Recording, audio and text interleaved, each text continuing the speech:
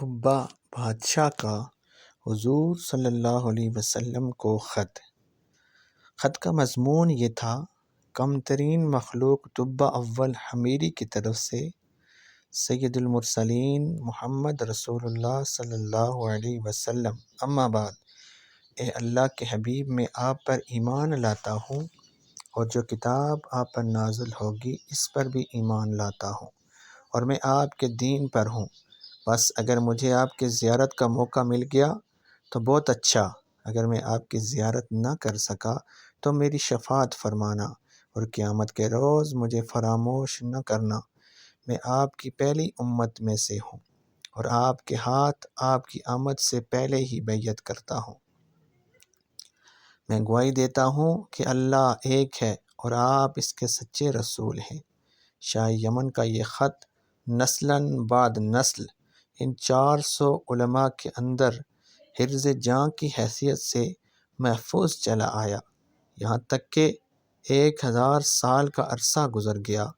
ان علماء کی اولاد اس کثرت سے بڑھی کہ مدینہ کی آبادی میں کئی گنا اضافہ ہو گیا، اور یہ خط دست بدست ما وصیت کے اس بڑے عالم ربانی کی اولاد میں سے حضرت ابو ایوب انصاری رضی اللہ عنہ کے پاس پہنچا، اور آپ نے وہ خط ابو یعلیٰ کی تحویل میں رکھا۔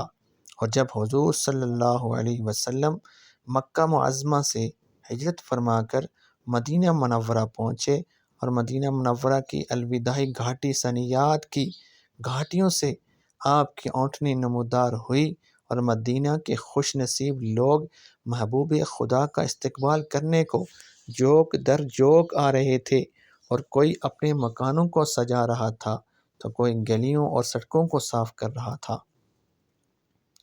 کوئی دعوت کا انتظام کر رہا تھا، اور سب یہی اصرار کر رہے تھے کہ حضور صلی اللہ علیہ وسلم میرے گھر تشریف فرما ہوں۔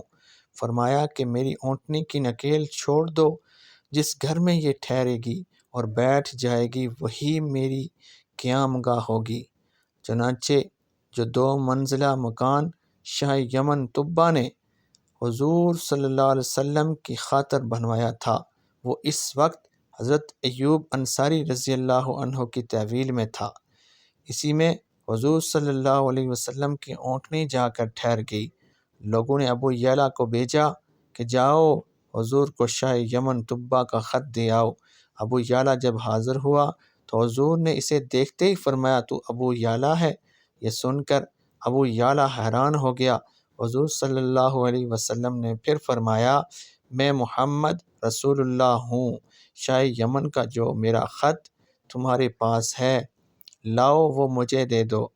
چنانچہ ابو یعلیٰ نے وہ خط دیا، اور حضور صلی اللہ علیہ وسلم نے پڑھ کر فرمایا، صالح بھائی طبہ کو آفرین و شاباش ہے۔